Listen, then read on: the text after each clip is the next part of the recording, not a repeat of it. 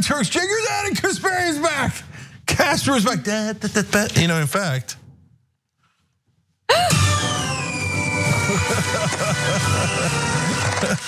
All right, Casper, good to have you back. Thank you. It's great to be back. Great to dive into all of this super encouraging news. Oh yeah, I know. And it, I mean, just story after story today. Good news gushing out. Yeah. And it all, as it often does. All right, so we've got unfortunate Trump news later in the show. We got a segment called Battle of the Dumbest. You're going to enjoy that. But first, we start with Democratic foils, if you will. Let's do it. All right. I'm very disappointed that we're not going with the original $3.5 trillion, which was very transformative. That was House Speaker Nancy Pelosi making concessions on the reconciliation bill to corrupt corporate Democrats in the Senate. Of course, in regard to the reconciliation bill that originally was supposed to be around $5 to $6 trillion. Progressives negotiated down to $3.5 trillion. And now Pelosi, during this press conference, makes it abundantly clear that the final result of the bill, if it happens to pass, will be even less than the $3.5 trillion, which means that incredibly important provisions, popular provisions in that bill, will likely get cut. Let's hear a little more of what she had to say. In the family section of it, the transformative nature of the Biden child tax credit, child care and universal pre-K really go together. That's sort of they go together. They're part of the same, meeting the same need. Issues that relate to home health care. There's certain things that we're still talking about a couple of $1 trillion, but it's not, it's more, it's much less. So mostly we would be cutting back on years and something like that. But those are decisions that we have to. Programs, do you think? Excuse me? Would you have to drop one of those programs? Well, we hope not. We hope not. But we have to make sure we have a bill, which I also said is that we have to have something that will pass the House and pass the Senate.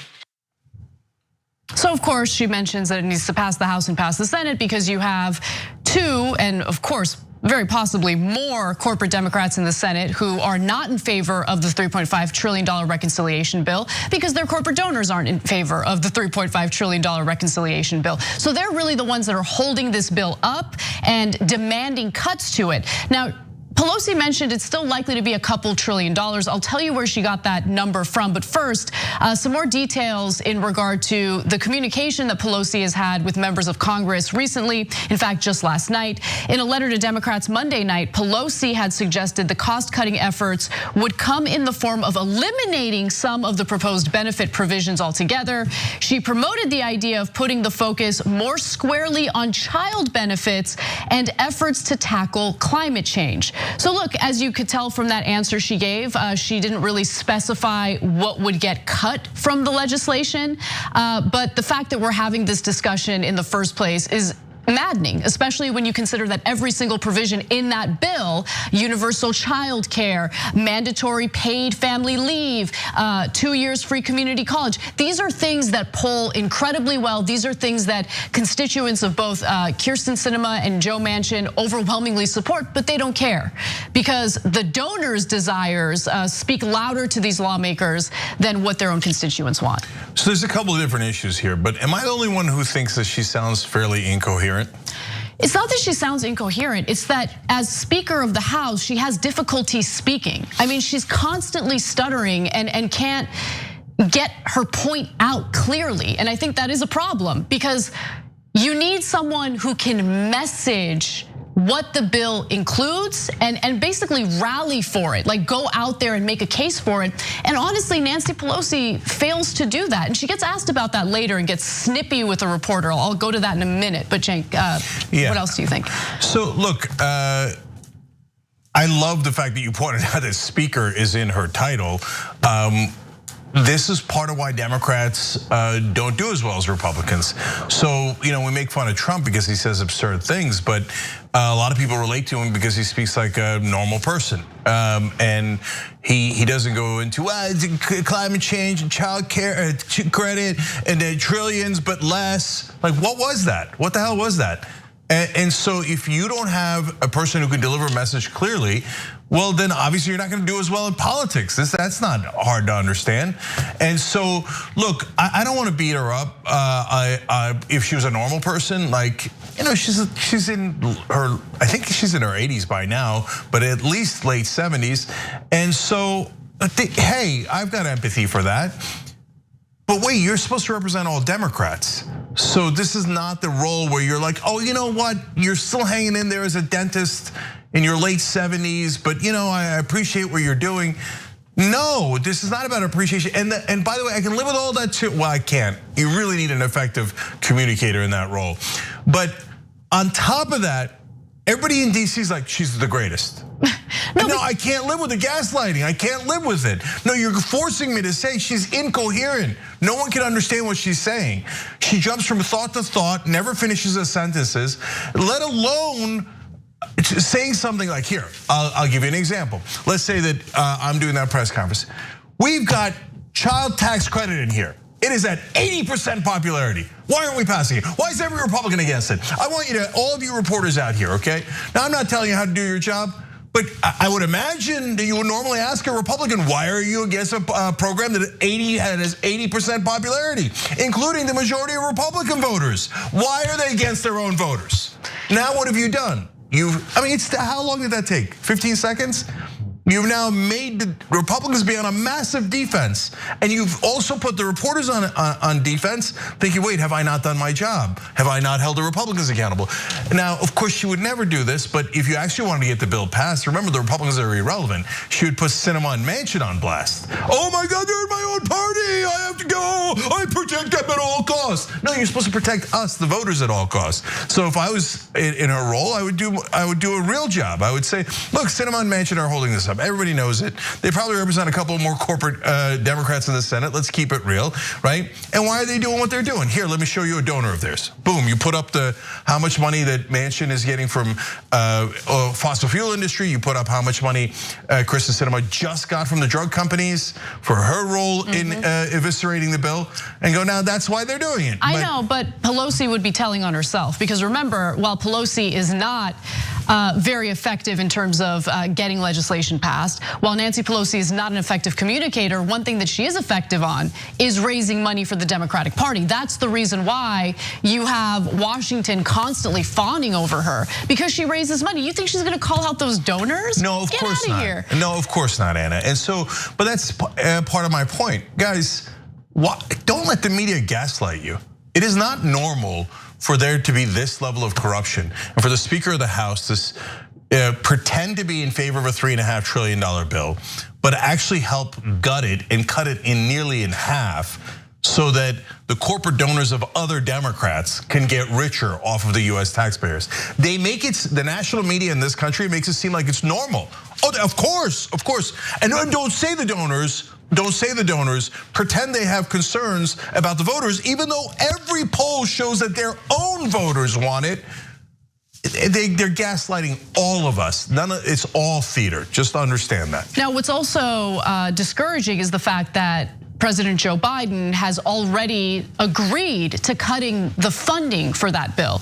So addressing House Democrats earlier this month, Biden suggested lawmakers should shoot for spending in the $2 trillion range instead.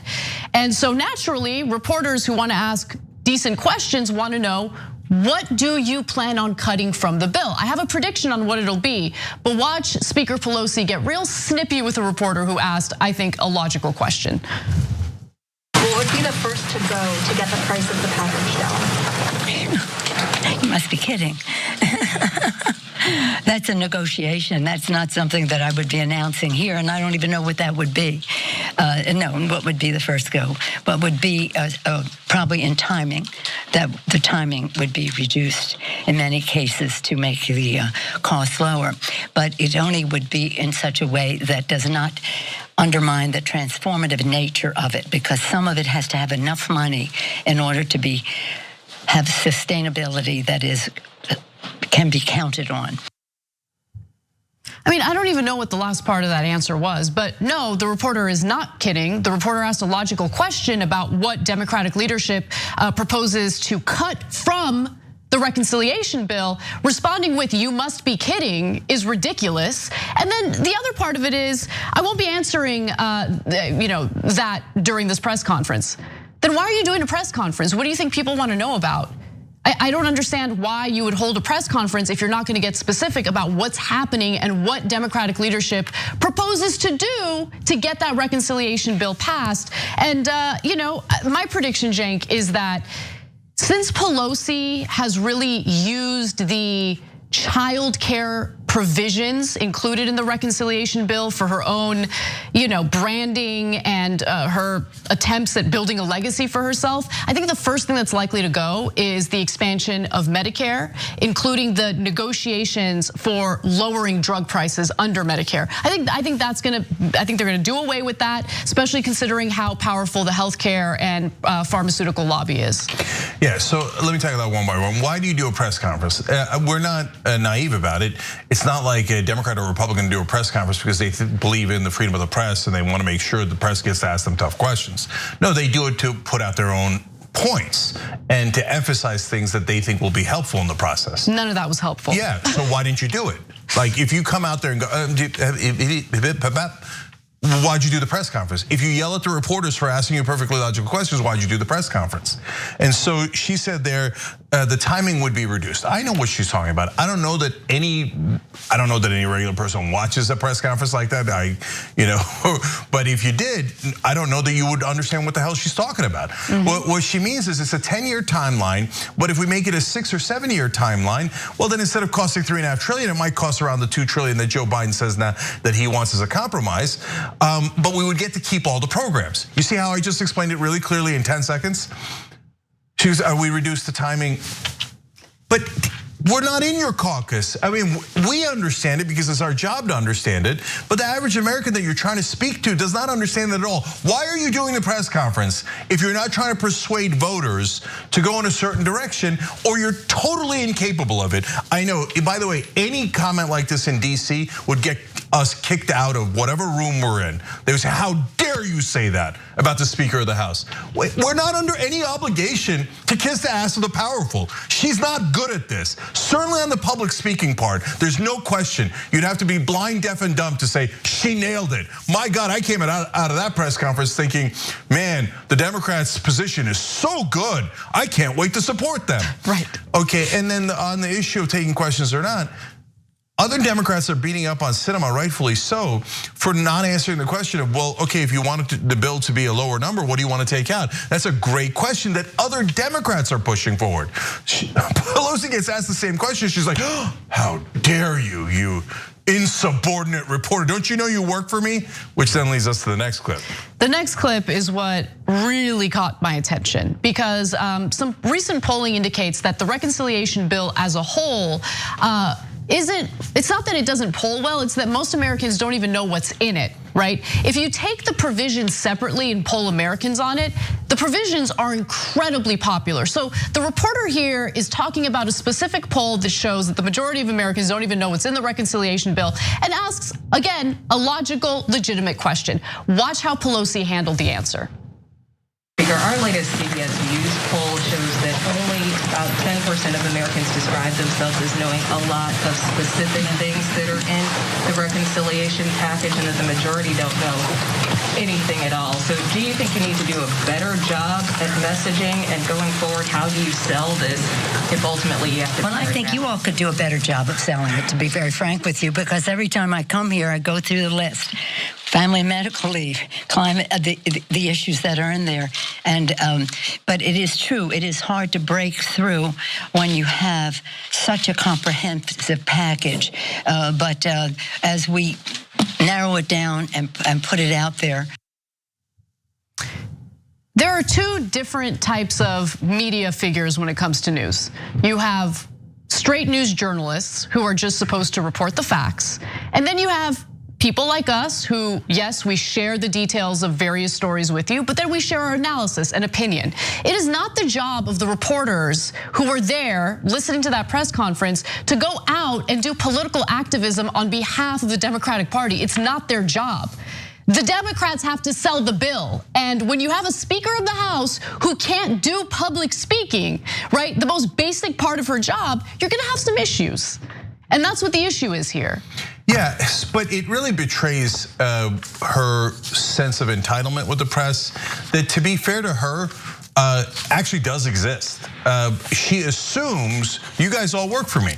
Every time Democratic leadership says something, mainstream media repeats it like it's true. So why haven't you sold it better for me? I told you to go sell it, and you haven't done your jobs. She, upbraids them. Ridiculous. Because that's her baseline assumption. That's what's in her head. That's why she said it, and that has been generally true. And so that our press sucks.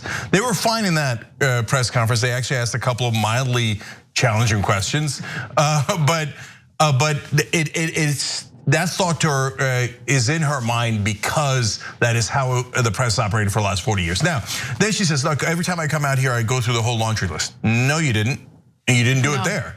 And by the way, you don't have to go through the whole laundry list. It's a big bill. You don't have to get into provision number 37. Okay, here, again, we're always constructive in our critique. So here's what you could do instead. We're gonna provide childcare for you guys. It's got 80% popularity. Who doesn't want it? Only 20% don't want it. I don't know why they don't want it. Maybe they don't have kids. But everybody who's got kids loves this provision. Even people who don't have kids love this provision. Well, you know what else we got in there? We're gonna lower drug prices. Who wants higher drug prices? Raise your hands if you want higher drug prices. And we're gonna do that because we're gonna hold those drug companies accountable to look out for you. Boom, I just listed the 2 most popular provisions. I can keep going, but that's enough. Then people love it because then they think it's about those 2 things. And they're in there, and they're huge parts of it. So why don't you just do that instead of the timing would be reduced, child tax, child welfare. She's paid not to. It's that simple. She's paid not to. Yeah, and well, to that point, Anna, you said the first thing they're likely to take out is the Medicare provisions. Of course, why? The #1 donors in Washington by a lot are drug companies. And so way more than oil companies, way more than banks. And so Pelosi has sent her chief of staff before to go tell the drug companies, don't worry, we're always on your side. Okay, that was reported by The Intercept a while back. Cinema takes money from them, Manchin takes money from them, and we know that that's the one that they're gonna take out. How do we know all these things in advance? We've told you 100 things by now. I even told you months ago that they were gonna land at around 2.1 trillion. Looks like they're gonna land at around 2.1 trillion. How do we know that? Because it's actually not that hard. It's not that complicated. All you gotta do is follow what they're saying based on what the donors have told them. But the media's like, oh, this is indecipherable. I can't figure it out. I don't know what's going on here. I can. It used to be a thing that journalists cared about. It was called follow the money. You follow the money and you find out how this stuff works. All right, well, one person who did follow the money is Jonathan Larson over at TYT Investigates, who has another bombshell to share with you today in regard to the National Prayer Breakfast. So we're gonna take a break and we'll come back with that story and more. See you then.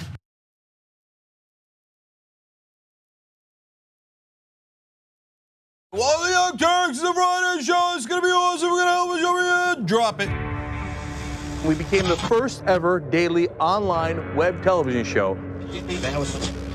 No, the Constitution is the very core of America. The fact that we don't spy on American citizens, that we get a warrant, that we go to a judge, that we have a procedure, that we have due process, that is America. On top of that, they go, why don't they just stay at their own schools? You gotta realize something. These schools suck. They want people to pull themselves up by their bootstraps. You ain't got no straps, you ain't got no boots. He lit these fires in trash bins all around town out of frustration. 99th most viewed channel today on YouTube. The Shorties Award. Best web host. We passed 1 billion views. Voice Award winner, news and information channel, The Young Turks. Oh, another Webby. The Young Turks. Can I curse? Yeah! For those of you watching on live stream, yes, we have adopted a pet iguana that showed up at our door. Haunted version in the dark with our silhouettes. Now let's get to the best line of the debate. And it was definitely the one against Fox. I told you we were coming. When you talk about it when it becomes a problem. Our lack of gun control is a problem. Nonsense BS story is hurting that cause, and they need to wake up and recognize that they are being had by these people. Biggest gang in America. Question is, how do we make sure that we blame the person who is dead? What kind of democracy is that? We should never forget that the most powerful people in the world exploited the greatest tragedy in American history to go to war in a country that had a lot of oil. Rolling thunder. That's what this show is.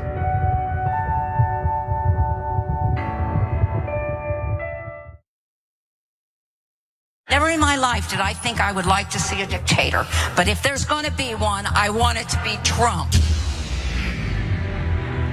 Tick-tock, tick-tock. Where's the line? We've crossed every line you can imagine. We are a socialist country. It's socialism for the rich. Tick-tock, tick-tock. You don't have to know the truth, just believe what they tell you. There is no bounds to their monstrous hypocrisy. Tick-tock. I think we're gonna win the Senate in 2020. And I think we're gonna have the House, and I think we're gonna have the presidency. Tick-tock. And in 2020, we're going to clean your clock, and we're gonna run you out of town, and we're gonna have an actual democracy in this country. November of 2020 could also be potentially the greatest day of our lives. Let us whisper of a dream.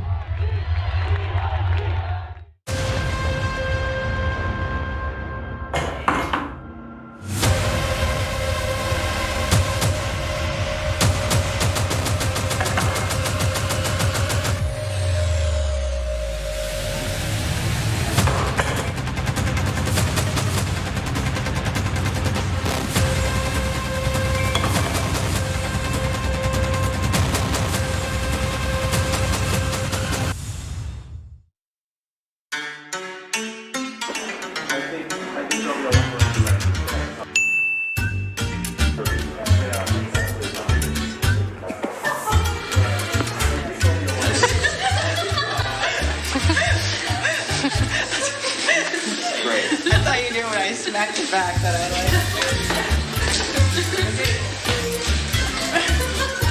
Say hi to the camera. I don't like this.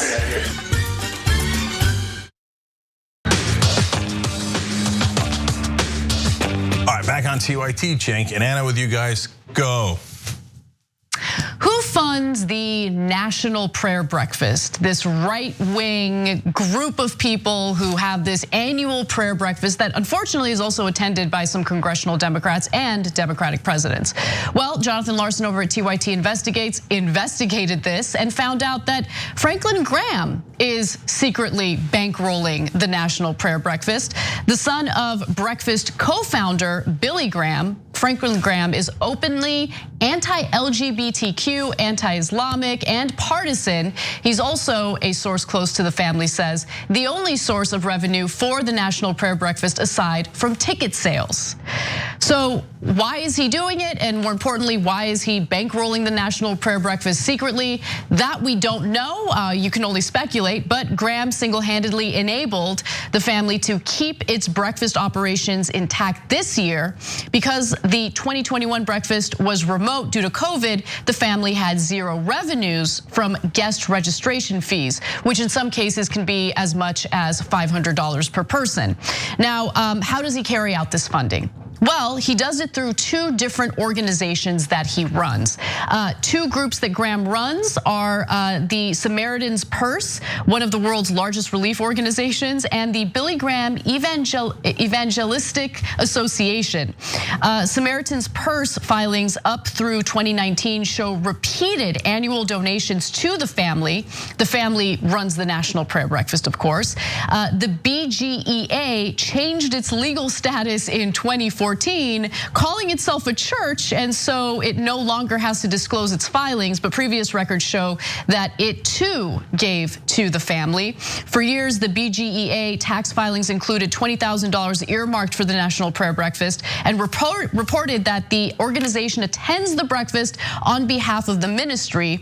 Samaritan's Purse gave the same amount annually, bumping it up to $25,000 in 2015, and then in 2016, doubling that amount to $50,000 $100,000, which it has given every year since. Now, why is this a big deal? Why do we want to know who's bankrolling the National Prayer Breakfast? Well, if you might have missed some of the previous reporting on this story, just know that the National Prayer Breakfast serves as an opportunity for both lobbyists and foreign figures to meet with congressional lawmakers and essentially go into these breakaway rooms after the breakfast to do lobbying that goes unnoticed because this is all kind of done in secret.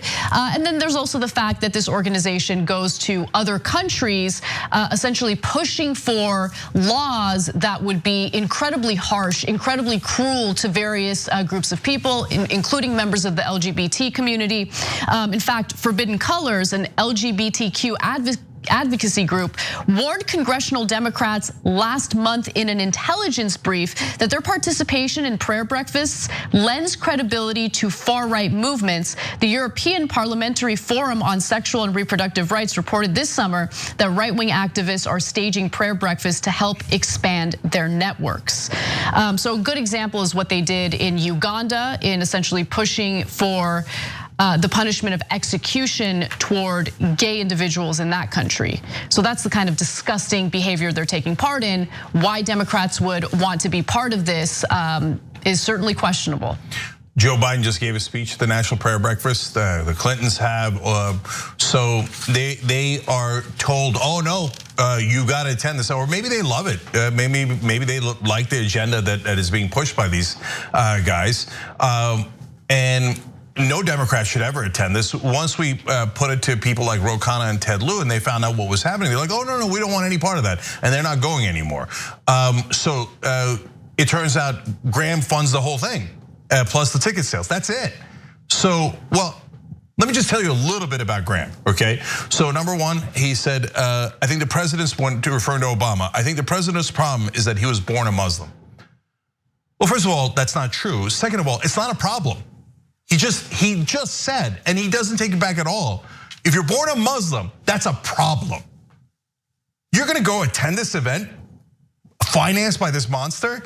He then went on to say that he was concerned about President Obama because he was letting the Muslim Brotherhood infiltrate the US government. That's not only hateful, it's cuckoo for Cocoa Puffs. He's putting this prayer breakfast on as a show so that he can get idiot Democrats to show up, take pictures with them, and then he can go around going, oh no, even the Democrats support our agenda. So what else does he have on his agenda? Of course he's against same-sex marriage. He says when Buttigieg was talking about how he was openly gay, he's like, that's not anything to be proud of, it's a sin. And he said it's embarrassing. Now, there is one public official that he was in favor of, other than, of course, Donald Trump, who he loved. Now, Donald Trump has cheated on his wife. He's done all these terrible things. He's done the sexual assaults, etc. But no big deal. It's not like evangelicals care about that, yeah, he's like, right? Family values. I mean, come on. They were porn stars. What was he gonna do? Not have sex with them while his wife was delivering? Okay, come on, man. You think these guys are moral in any way, shape, or form? This is a joke. By the way, he's pro-life and was a staunch advocate of the Iraq war that killed hundreds of thousands of civilians, including a ton of children. Children were killed, innocent children were massacred in Iraq, and Graham applauded, yeah! Hey, after all, they were born Muslim. I mean, he is pro-life though. Yeah, he's pro-life. Pro-life, okay. No, these guys are filled with hate. One last thing, I know you can go on forever with Graham. So he's in favor of conversion therapy, which is absolutely brutal. And I think I told you the one public official he's in favor of is Vladimir Putin. Now, why? Why is he in favor of Putin? Because he's passed anti-gay laws. You're gonna go support this guy's agenda by attending this prayer breakfast, as I've seen all these schmuck Democrats do my entire life? Will you, for God's sake, read something? We already broke the stories. This is now the latest in our exclusives, and this shows who's funding it. Is anybody gonna really argue that Franklin Graham is nonpartisan and we're just going to pray with him and hold hands in a way that doesn't hurt the LGBT community, the Muslim community, or 1,000 other communities? You can't make that claim with a straight face. Any Democrat that continues to go is basically saying, I secretly don't like gay people or Muslims either. And I get to pretend that I do while actually going and holding hands with these guys and giving them credibility that they use in America and abroad to make sure they pass anti-gay laws and discriminate in a horrible way. I love that we broke these stories, and I don't think any Democrat should ever go to that event again. All right, well, let's move on to some money laundering that's taking place here in the United States. And the reason why it can take place is because we have incredibly lax regulations on real estate money laundering. So, a new report from Global Financial Integrity shows that billions of dollars a year are laundered in the United States through US real estate. And lax regulations allow for it to happen completely unchecked.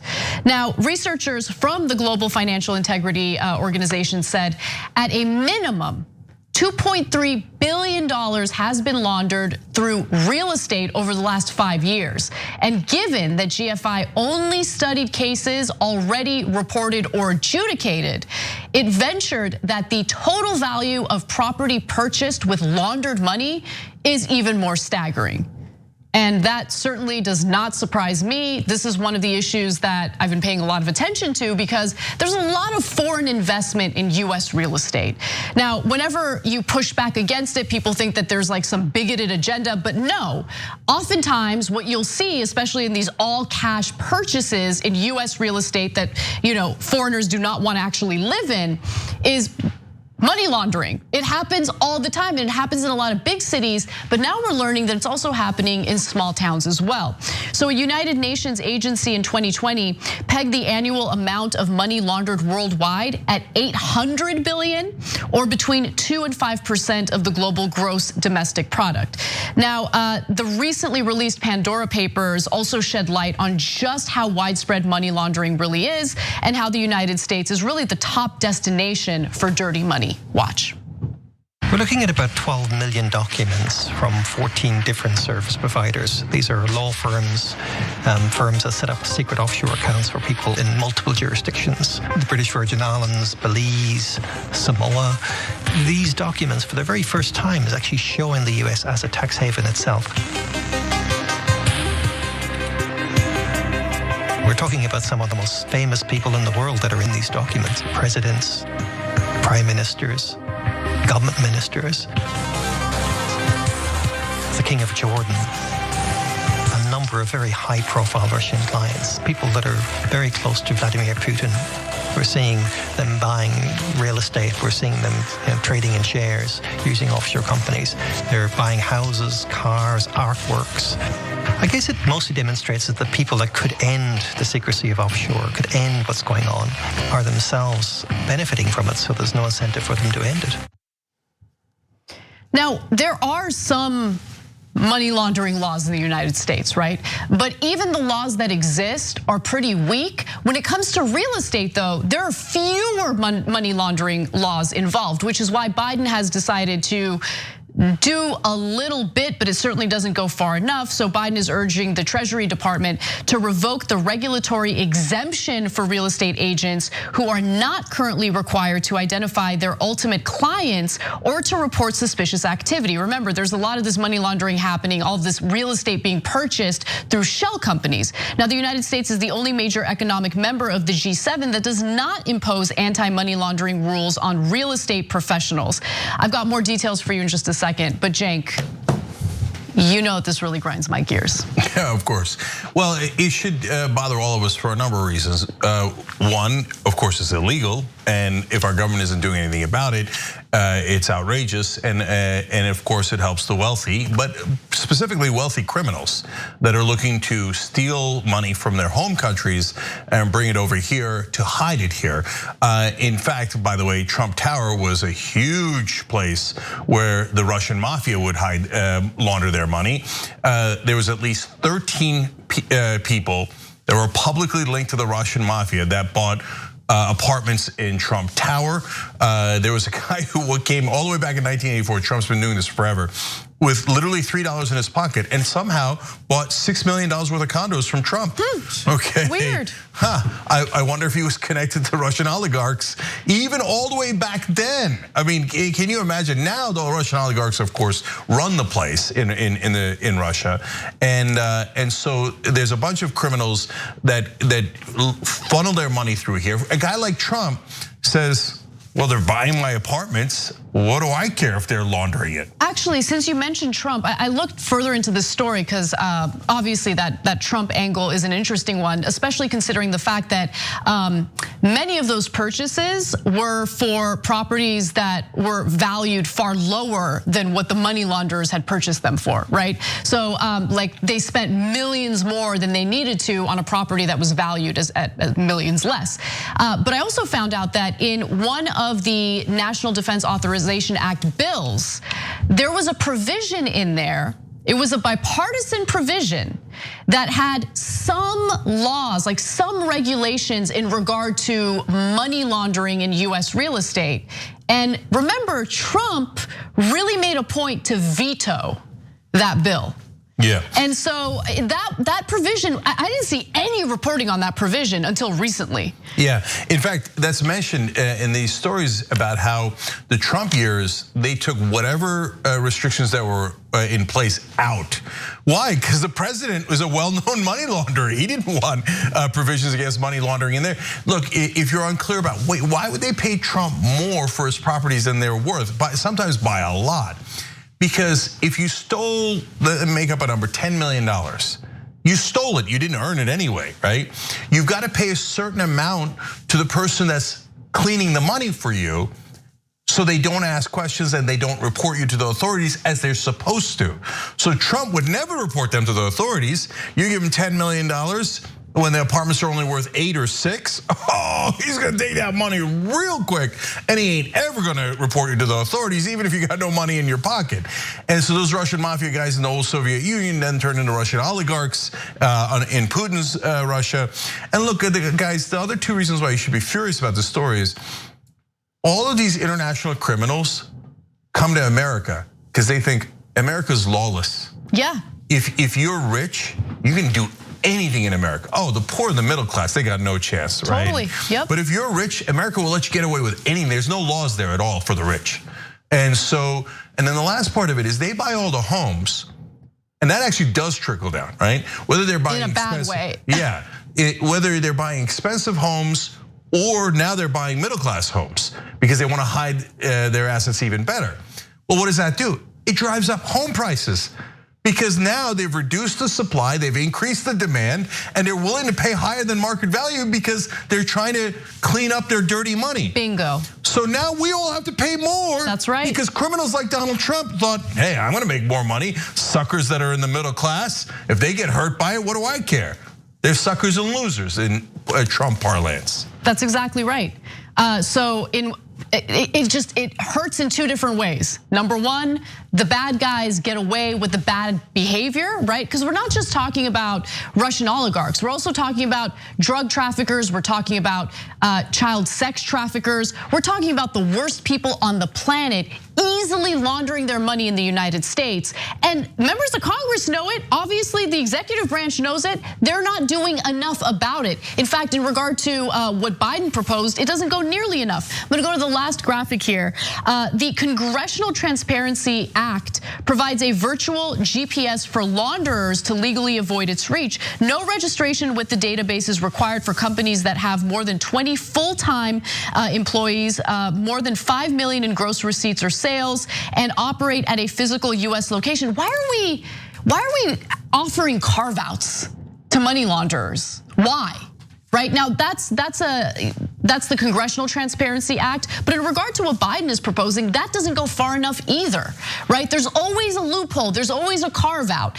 And you gotta ask, why are these people who are supposed to be representing us, who are supposed to be keeping us safe, right? Who are supposed to be representing our best interests, why are they going out of their way to propose weak sauce legislation or regulations that offer loopholes and carve outs to the worst people on the planet? Why? I can tell you, mystery solved rather easily. So this is bipartisan, by the way. Trump just happens to be a flagrant and flamboyant example of the money laundering in America and then gutting the money laundering laws when he's in charge.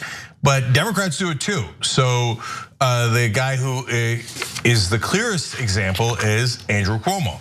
When he was governor of New York, and we reported this for you guys years ago, and that was one of the few good stories the New York Times did about him. They showed how he gutted the laws that would have the realtors show you who's actually buying the properties. There's tons of empty properties all over New York, and especially in Manhattan.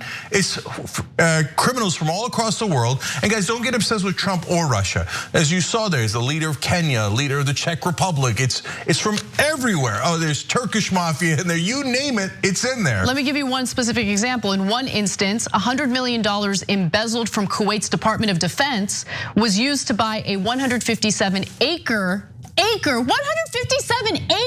Beverly Hills property known as the Mountain.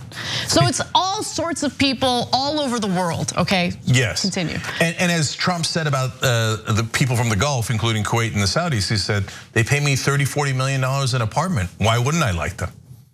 He's not gonna ask questions, but back to Cuomo. So Cuomo gutted the laws, let them cheat. Now why? Why would a Democrat let them cheat? Because his top donors were real estate interests. So guys, bribery is the source of all corruption in America. When we allowed legalized bribery, where the Supreme Court said you can give campaign donations, unlimited campaign donations to politicians, they all became criminals. Not overnight, but I explained in my book, justicecomingbook.com, you can get it there, how it happened, exactly how it happened. And slowly, the Democratic Party, the Republican Party was overnight. The Democratic Party took a little while. And eventually they were like, well, do you want the money or don't you want the money? The ones with the money win, the ones without the money don't win. So they have all started taking bribes because they became legal. And after they became legal, guys like Andrew Cuomo are like, what am I, a sucker? I want more power. And so he got reelected. The media almost never challenged him except that one story. And he had his own corruption committee, and he shut it down when they started investigating what? His own real estate donors. I swear to God, you could look it up, okay? Because that's a ton of money in real estate. So they're funneling small proceeds to the corrupt politicians so they can get away with all these crimes. It's disgusting. All right, well, we got to take a break. When we come back, though, ProPublica has an in-depth piece regarding a judge in Tennessee who seems to get a kick out of imprisoning as many children as possible. We've got that story and more when we come back.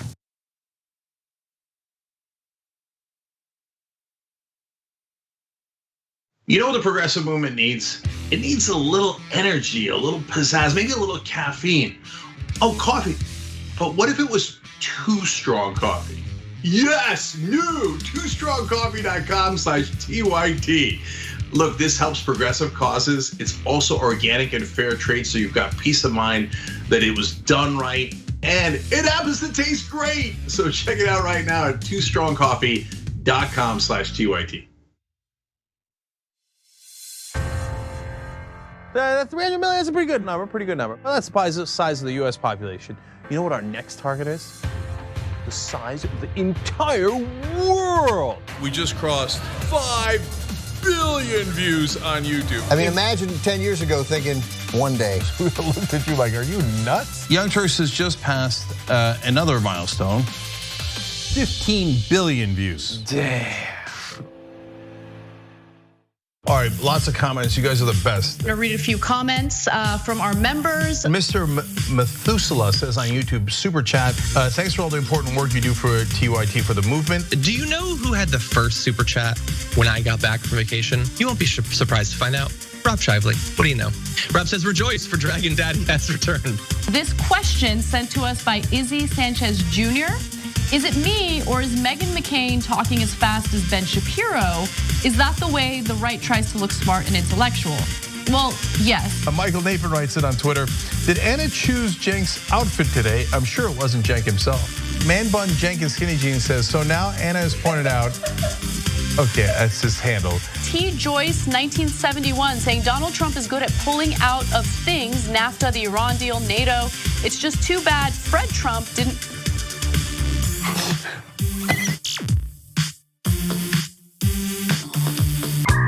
right, let me do a little quick plug here. It's not even a plug. I'm bragging, okay? I'm bragging. Watch me. We have a channel on YouTube, a whole channel devoted just to the Young Turks. It's badass, right? Wow, man. I can see the void. You guys are rock stars. Unbelievable. Senator Sanders, welcome to Rebel Headquarters. Man, you guys are amazing. We gave you what you wanted. Okay. Speaking of shirts. I have a surprise. You reached a lot of people. You are the Young Turks. And we have spread that progressive message wide and far. Let's keep it going.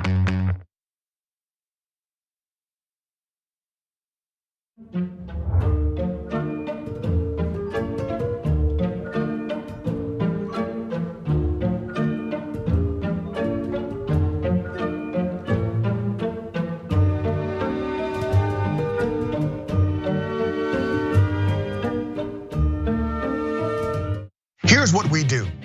We go beyond the headline. We are willing to engage in transparent conversations with those who do not think like me. We also make sure that you know what's happening not only nationally, but in your local area. Make sure you tune in to Indisputable with Dr. Rashad Ritchie, Monday through Friday, 2:30 p.m. Eastern Time, 11:30 a.m. Pacific Time. Cool news, shoptyt.com now has books. There's a whole bunch of books there. You're gonna be shocked to find out that they're largely progressive. Of course! Ryan Grimm's book, We've Got People, is there. It's a fantastic story from Jesse Jackson to Bernie Sanders to AOC that explains the progressive movement probably better than any book I've ever read. Speaking of awesome books, my dad's got a book out called The Original Young Turk, where he goes from the poorest olive farmer you ever met in your life to living the American dream. All right, back on TYT, Cenk and Anna with you guys. By the way, already we got a hype train on Twitch because of the Pocky Chip Challenge. You guys, I'm thinking of cheating, man. Not that I wouldn't eat it. If I say I'm gonna eat it, I'm definitely gonna eat it. But I want to crank up the number to 7,000 subscribers or something. I will see if I'm allowed to cheat. But they're already. Turkish, you like spicy food. You can handle it. Not me, I don't like it at all. Really? You don't like spicy? No. I don't like spicy food at all. Oh. So that Pocky Chip is gonna do serious damage. Okay, so anyways, I guess keep it going. That's why I said no when I was asked if I'd participate in that. See? I know myself, okay? I know myself. Whereas I'm the one ready to throw myself on a Pocky Chip even if I ate it. Okay, all right, go ahead, Casper. A new report by ProPublica finds that the juvenile court judge in Rutherford County, Tennessee, seems to get a kick out of imprisoning children for crimes that don't even exist, and also for things like truancy and swearing. So this judge, Judge Donna Scott Davenport, actually also broke the law herself several times in the way she conducts her own job.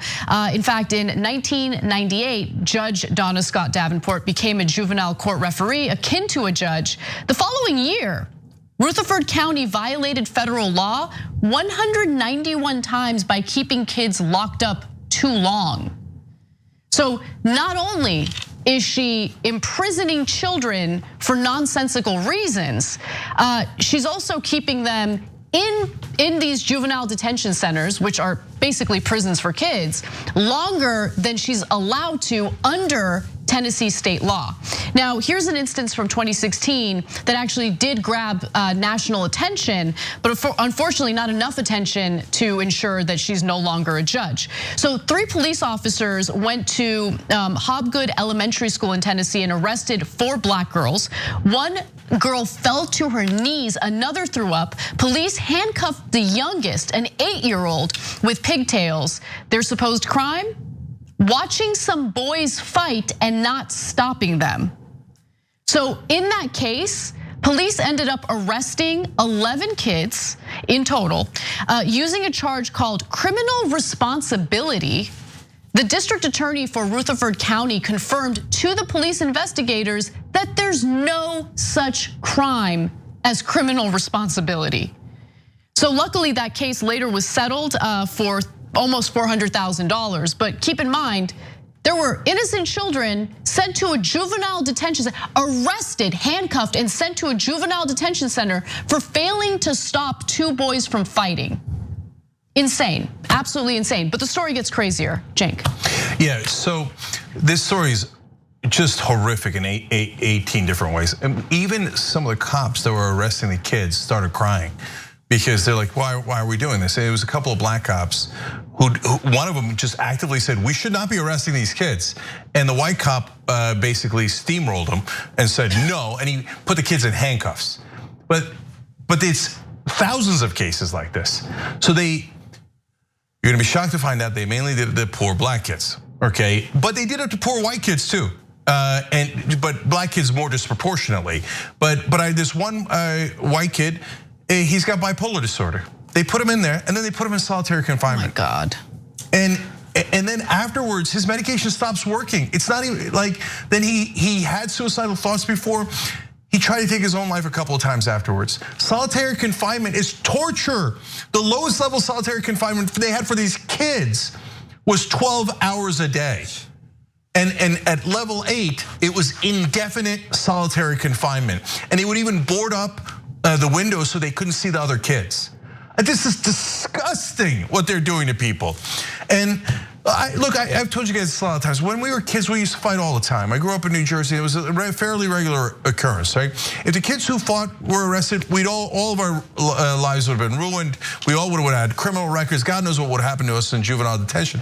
But now they're arresting the kids who are watching the fight. One of the girls was trying to stop the fight. They arrested her anyway. One of the girls wasn't anywhere near the fight. They arrested her anyway. It is not their responsibility to intervene and stop the fight. It is not, they're kids, they're freaking kids.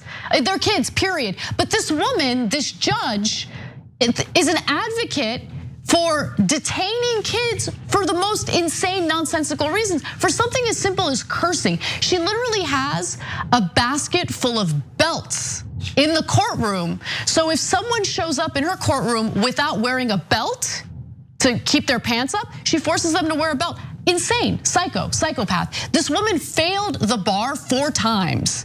For good reason, clearly. She is not fit to be a judge. In fact, why don't we learn a little more about Judge Davenport? Let's give you a little taste of who she is. Watch this video. I mean, being detained at our facility is not a picnic at all. It's not supposed to be. It's a consequence for an action. I've locked up one 7-year-old in 13 years, and that was a heartbreak. But 8 and 9-year-olds and older are very common now. She also, as I mentioned earlier, failed the bar 4 times. There's more details on that in this next clip. When did you first take the bar? I waited to 87, I believe, a year after I graduated today. Okay. And then, I guess didn't pass that. No. Were there any other attempts in between that? Yes. How many times did you put in the bar? I passed on the 5th time. She passed on the 5th time, 9 years after she graduated from law school. And by the way, she locks up more kids than any other county in Tennessee. Let me give you the details on that. Under Davenport, Rutherford County locked up a staggering 48% of children whose cases were referred to juvenile court. The statewide average is just 5%. Take a look at this visual that compares Rutherford County to all the other counties in Tennessee. And you see that giant, number, 48%, compared to much smaller numbers in other counties. And by law, by the way, children held for such minor acts as truancy were to appear before a judge within 24 hours and be released no more than a day after that. I'm sorry, no one should be imprisoned for truancy. No one, okay? It's insane. I'm sorry, especially now, when the economic situation is so dire for so many parents. You got 2 parents busting their butts, sometimes one parent busting his or her butt, working nonstop in several different jobs, part-time jobs, just to make ends meet. Sometimes kids end up being truant as a result of that. Parents have no support. To then lock kids up for truancy is ridiculous. But let me give you more of what's been going on. So the newspaper interviewed Davenport, who estimated half of those violations occurred because a kid had cursed her or someone else. For cursing, she said, she typically sentenced kids to 2 to 10 days in jail. Okay, hold on. Now, this is really important. Now, I don't care that she failed the bar, but she poses as someone who's high and mighty. She has a radio show that she does every week where she brags about how many kids she locks up, okay? It's disgusting. And because she's such an important judicial figure in this county. But wait a minute, you're not allowed by law to lock up kids for truancy past 24 hours. She does it for sometimes up to 10 days, as Anna just told you. Why? Because they disrespected her and cussed at her. Yeah, in fact, she says But that's illegal. But that's illegal. No, you can't pretend to be a great judge while bragging about things that are illegal. So she brags about breaking the law. In fact, in response to that, she said, "Was I in violation? Heck yes. But am I going to allow a child to cuss anyone out? Heck no." Where are the free speech activists? Where are the lovers of American freedom? Is this freedom? Is this freedom? I want to know. Is this the land of the free? Locking up kids for cursing? Really? That's the land of the free. And guys, and of course, there's a financial motive involved, which I'll get to. Yeah, so you can say, hey, look, we want good decorum in court. No problem, okay? And there's different ways that you can enforce that. 10 days in prison for a child when it is against the law. How about we imprison you for breaking the law? Oh, no, I get it. The law is only for poor people and for little kids that you can take your vengeance out on. I don't know what her psychological issues are, but she loves locking up those kids. But if you said to her, how about we lock you up for breaking the law? Which you brazenly admitted, right? You'd be like, oh, how dare you? I'm an important judicial figure in this county. She says she's the mother of the county. What kind of a sick mom would do this to her? It's 10 times the rate of the rest of Tennessee. It's not like we're talking about a super progressive place. And so, of course, there's a financial issue here. But speaking of belts, one of the officers, one of the guards at this horrific detention center used a belt on one of the kids. Yep. And this judge highly recommended her. Yep. So, but she's the moral one. She's the moral one. So final part of this, I want to talk a little bit about the detention center itself, because there are some interesting details there. So first off, she has decided to participate in this like cheery and also incredibly disgusting advertisement for the detention center. She refers to it as state of the art, like bragging about it. Let's take a look at that.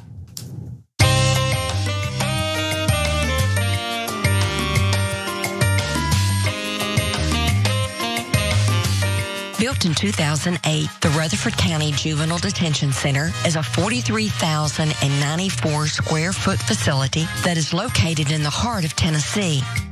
Just minutes from Interstate 24 in Murfreesboro, the center is easily accessible with plenty of lodging and restaurant choices to choose from.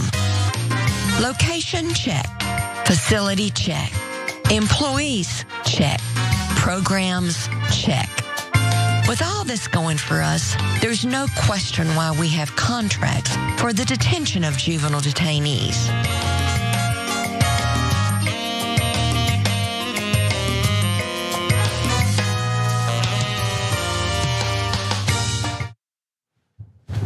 Oh, wow. So my kid can get imprisoned for cursing or for truancy. And if they happen to end up in this juvenile detention center, there's an unlimited restaurant options in the area. What the hell was that? That was a literal ad for Rutherford County. We'll lock your kids up. And guess what? They get paid for it. So that's why they do it. The county gets $175 a day for each kid they jail. When she first started, the budget for juvenile detention in that county was a little under $1 million. It's now $3.69 million because they keep arresting more and more kids. 48% of the kids that go in front of her, she's like, lock them up, $175 a day. Hey, hello, Tennessee, we'll arrest all your kids. White, black, poor, it doesn't matter. Well, it does matter, you can't be rich because the rich are moral. The judges are moral, but your poor kids, they're immoral. The kids, as they're arresting them, there's stories, they're vomiting all over the floor. They're so scared, they don't know what to do with it. They're elementary school kids. She bragged, you saw it in the tape about arresting 8 or 9-year-olds. Have you ever had an 8 or 9-year-old? Arresting them for watching a fight? I mean, I told you the members in one of the bonus episodes about the Buford fight. The whole junior high school watched me fight Buford, right? They would have to lock up the entire junior high school. She would have probably loved it. She'd be like, oh, look at that money. And she would have gone and bragged about it on the radio. I locked up the whole junior high. We made so much money that day, right? And so, as the stories of the kids, though, was so heartbreaking. They're handcuffing the kids. People are screaming, don't handcuff them, don't handcuff them. The principal's weeping. Some of the cops are weeping. The kids are absolutely hysterical. Why is she not fired?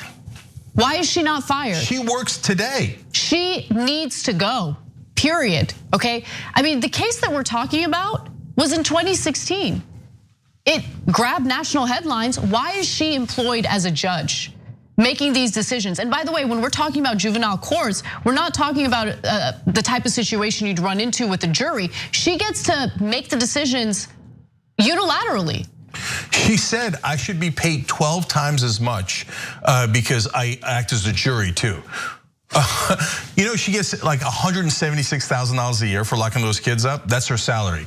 She's up for re-election, and if she wins, she's gonna get another 8 years. By that time, she might lock all your kids up in Tennessee. She keeps getting reelected because she's unopposed. No one's running against her, right? In fact, there was one situation where someone did run against her, and then it turned out that that person was abusing children. And then after that, she didn't have to worry about running for reelection because no one ran against her. I'm just gonna say one last thing here. Look, we're trying to protect the kids of Tennessee. Do you care about your kids or don't you care about your kids? And so these people that come in and pretend to be the most moral, now some of the best people I've ever met are religious people, Christians, Muslims, Jews, etc., that don't go around bragging about it. They just go do amazing work and they don't tell anybody. And the community knows them, the folks that they're helping knows them. But the worst people I've ever met are the ones that are going around moralizing in public. They're bragging to everybody about how moral they are. They are the most immoral people almost every time. And here she is, bragging every day, every week on the radio. I lock 8 and 9-year-olds up. I lock them all up and I get paid for it.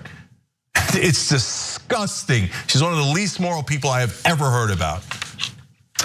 All right, well, we gotta take a break, but when we come back, my favorite Charlie Kirk video of all time. You do not want to miss it. It's a lot of fun. We'll be back. Sexual anarchy. Well, the Young Turks, the Riot show is gonna be awesome. We're gonna help us over here. Drop it. We became the first ever daily online web television show. No, the Constitution is the very core of America. The fact that we don't spy on American citizens, that we get a warrant, that we go to a judge, that we have a procedure, that we have due process. That is America. On top of it, they go, why don't they just stay at their own schools? You gotta realize something. These schools suck. They want people to pull themselves up by their bootstraps. You ain't got no straps, you ain't got no boots. He lit these fires in trash bins all around town out of frustration. 99th most viewed channel today on YouTube. The Shorties Award. Best web host. We passed 1 billion views. Voice Award winner, news and information channel, The Young Turks. Oh, another Webby.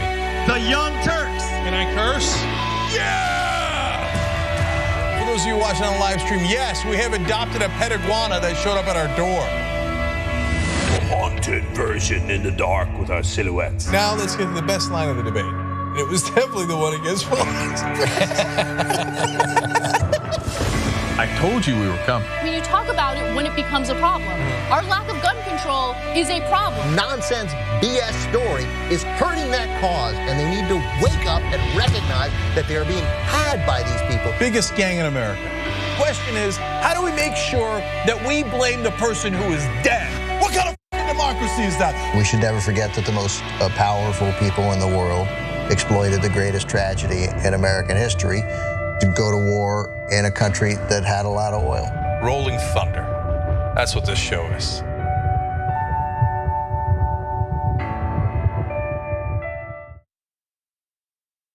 Never in my life did I think I would like to see a dictator.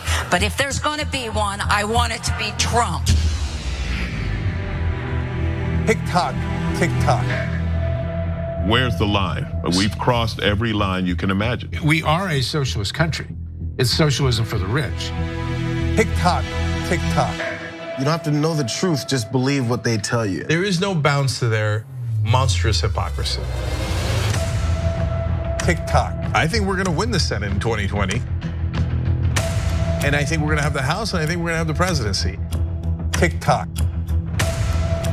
And in 2020, we're going to clean your clock, and we're gonna run you out of town, and we're gonna have an actual democracy in this country. November of 2020 could also be potentially the greatest day of our lives. Let us whisper of a dream.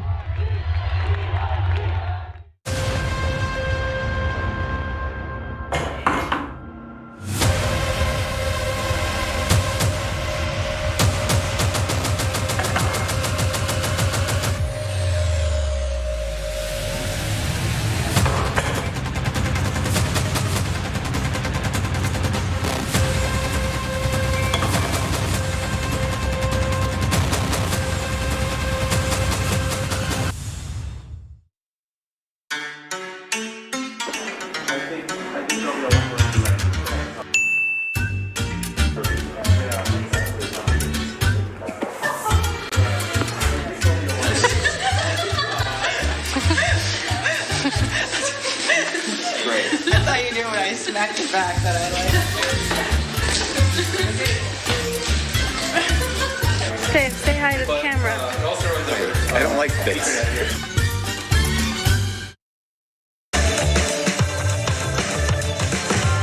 All right, back on TYT, Cenk and Anna with you guys. Anna's got the news. All right, well, conservatives like Charlie Kirk believe that they're experts in regard to when human life begins, and they claim it begins at the moment of conception. Now, that's an interesting take considering the fact that they seem to be completely clueless about various aspects of female anatomy or the viability of embryos or fetuses outside the mother's womb. Now, Kirk might agree with that now that he got owned with Ben Glebe. Watch this video. Do you truly, in your heart of hearts, truly believe that this is a human being? This? Without a doubt. Without a doubt? Yes. This is a dolphin fetus. So let me. Without a doubt, a dolphin fetus is a human being. This is a human. This is how simple it is. But quite different. Dolphin. You just confirmed that a dolphin, in life, you confuse dolphins for human babies often. So let me You go to ask you a SeaWorld and you're like, someone's got human babies in that aquarium. Okay, I love that video. That was amazing. We're gonna show you the conversation in a little more context in just a second, but I wanna show you what a human embryo, because it's 6 weeks. It's not even a fetus yet, it's an embryo. This is what a human embryo looks like.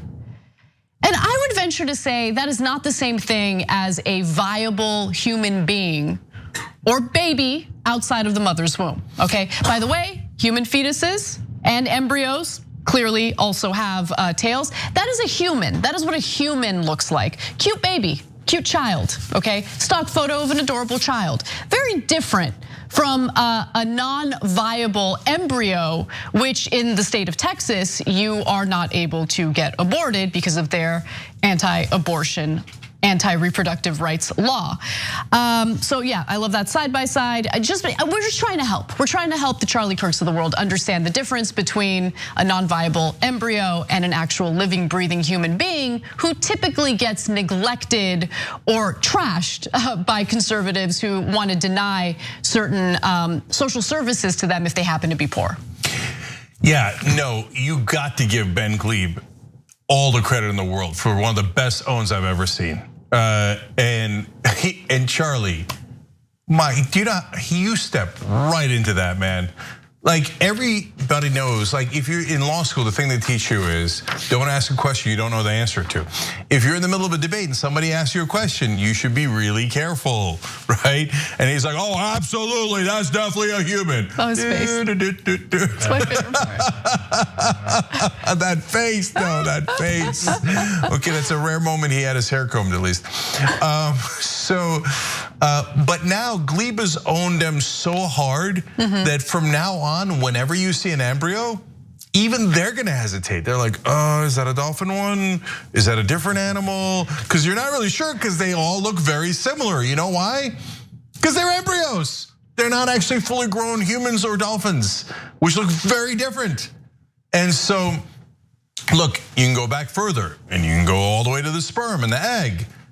And they don't look human either, okay? So this idea of like, well, I mean, we used to look like that at some point. So we've done this a million times. Is every sperm sacred? Was, were they writing the life of Brian? It is, like I've said before, it is convenient that to them, life begins at the moment of conception, right? That's very convenient to male conservatives. Now again, for me, and also for the Supreme Court that ruled in Roe v. Wade, the important aspect of reproductive rights has to do with viability of the fetus, right? Is the fetus viable outside the womb? Then you can talk about limiting access to abortions, right? And I think that in that case, that's a reasonable ruling. But when you're having a conversation about a non-viable embryo, no, that's really about controlling women and forcing them to carry out or carry to term a pregnancy that they don't want. It's about punishing women who might have engaged in sexual activity that they did so for pleasure, right? Did so for fun. How dare you? You're not allowed to do that in the United States. We need, or in a lot of other right-wing countries, we need to punish, we need to control. That's what it's really about. But Cenk, the fuller context doesn't make Charlie Kirk look any better. So I wanted to also provide that to be fair to Charlie Kirk, if you want to see it that way. Now let's watch. Question, do human beings have tails? I'm not exactly sure the essence of the question. Do human beings have tails? Do you have a tail? You know, I have never met anyone with a tail. I'm not exactly sure the Exactly, but fetuses have tails. Kind of proves that at that phase, they are not a human being. They got tails. Humans don't have tails, we're not dinosaurs. Let me even show you a photo if I may, okay? Do you truly, in your heart of hearts, truly believe that this is a human being? This? Without a doubt. Without a doubt? Yes. This is a dolphin fetus. So let me. Without a doubt, a dolphin fetus is a human being. This is a human fetus. Look how similar they look, but quite different. Dolphin. You just confirmed that a dolphin, in life, do you confuse dolphins for human babies often? So let me ask you a question. You go to SeaWorld and you're like, someone's got human babies in that aquarium. Get the human babies out of the aquarium. Well, you labeled it as a human fetus. No, I did not. That dishonestly. No, I did not. He didn't label it as a human fetus. I went back and rewatched the tape just to be sure. He never said it was human, and you can go back and watch it. And so, but Kirk at that point is so owned that there's no way out of that. I mean, he's in a cul-de-sac. That's a dead end that you're not gonna be able to get out of. Nope. Protect the dolphin embryos. Glebe owns people so hard, I wind up having to get into fights for him. I'll talk about this in the bonus episode for the members. Maybe we did this. Maybe he will. Yeah, we did this segment where Ben Glebe went into that restaurant in Orange County that doesn't allow masks or anyone vaccinated, and he put on a mask and they assaulted him. And we did a segment saying, "Oh, Ben did a great job." The lawyer for that restaurant saw me somewhere in LA and nearly assaulted me. He's like, "How dare you?" And Ben was making such a great point in that segment too. He's like, "Am I not allowed to protect people? Are you hitting me because I'm trying to protect people?" And so that then their lawyer sees me and he's like, "You won't be safe in the streets." He said that to you? Yeah. And I said, "What do you mean? What do you mean? Tell me exactly what you mean." Doesn't sound like a very good lawyer. Well, I mean, is it surprising that he represents these clowns? Yeah. So, but in this particular case, guys, the reason why it was such a good own is because it's true. The embryo is not an independent human being, and you all know it. Yeah. If you took that out of the womb, it wouldn't survive, it wouldn't be a human being, it wouldn't be anything, because it's not an independent human, and you all know it. So what's the actual point? The actual point is to control women's bodies and to put, not your morality, because it doesn't have anything to do with morality, to have ownership and control over other human beings. And these are the people that claim that their #1 goal is freedom. I'm gonna have the last word on this, because while you're right, I actually think the reason why it's such a great own is because the very people who happen to be the biggest loudmouths against reproductive rights know nothing about human anatomy, know nothing about pregnancy, know nothing about zygotes, embryos, fetuses. They just love hearing themselves talk, knowing that it's very likely, especially in red states, to take rights away from living, breathing human beings, actual women. And they have no leg to stand on when at the same time, they push out disinformation, meaning they are knowingly putting out false information that gets people killed during COVID. They don't care about human lives. They're hypocrites, they're ignorant, they're incompetent, and everything they do is always politically motivated, and it's disgusting because there's a price to pay for it. All right, you're letting me have the last word, so we'll move on. I had a couple points to make, but you said last word. All right, we gotta move on. In fact, we gotta take a break. So why don't we do that, and then we'll share with you the battle of the dumbest.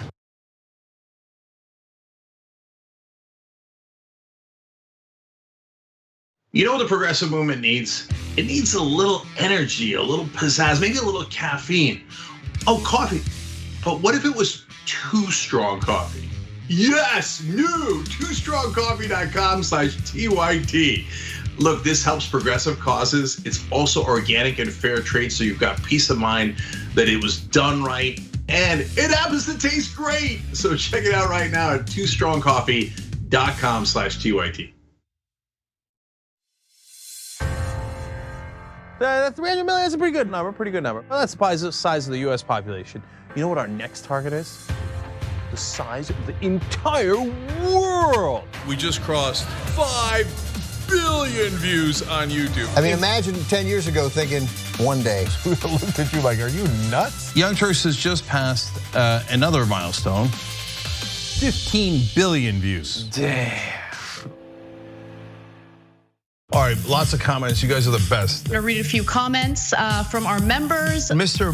Methuselah says on YouTube, super chat, thanks for all the important work you do for TYT for the movement. Do you know who had the first super chat when I got back from vacation? You won't be surprised to find out. Rob Shively. What do you know? Rob says, rejoice, for Dragon Daddy has returned. This question sent to us by Izzy Sanchez Jr. Is it me, or is Meghan McCain talking as fast as Ben Shapiro? Is that the way the right tries to look smart and intellectual? Well, yes. Michael Nathan writes it on Twitter. Did Anna choose Cenk's outfit today? I'm sure it wasn't Cenk himself. Man Bun Jenkins Skinny Jeans says, so now Anna has pointed out, okay, that's his handle. T. Joyce 1971 saying Donald Trump is good at pulling out of things, NAFTA, the Iran deal, NATO. It's just too bad Fred Trump didn't.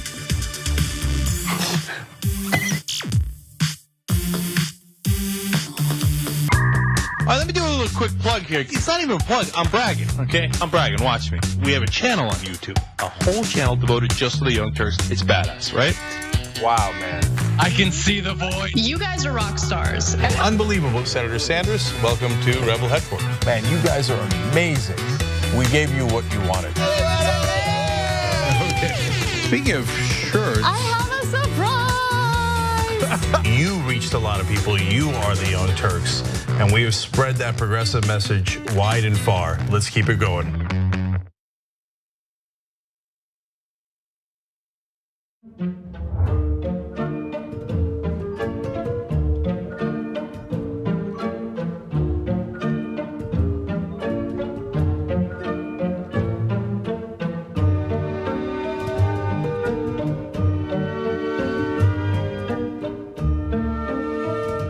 Here's what we do. We go beyond the headline. We are willing to engage in transparent conversations with those who do not think like me. We also make sure that you know what's happening not only nationally, but in your local area. Make sure you tune in to Indisputable with Dr. Rashad Ritchie, Monday through Friday, 2:30 p.m. Eastern Time, 11:30 a.m. Pacific Time. Cool news, shoptyt.com now has books. There's a whole bunch of books there. You're gonna be shocked to find out that they're largely progressive. Of course! Ryan Grimm's book, We've Got People, is there. It's a fantastic story from Jesse Jackson to Bernie Sanders to AOC that explains the progressive movement probably better than any book I've ever read. Speaking of awesome books, my dad's got a book out called The Original Young Turk, where he goes from the poorest olive farmer you ever met in your life to living the American dream.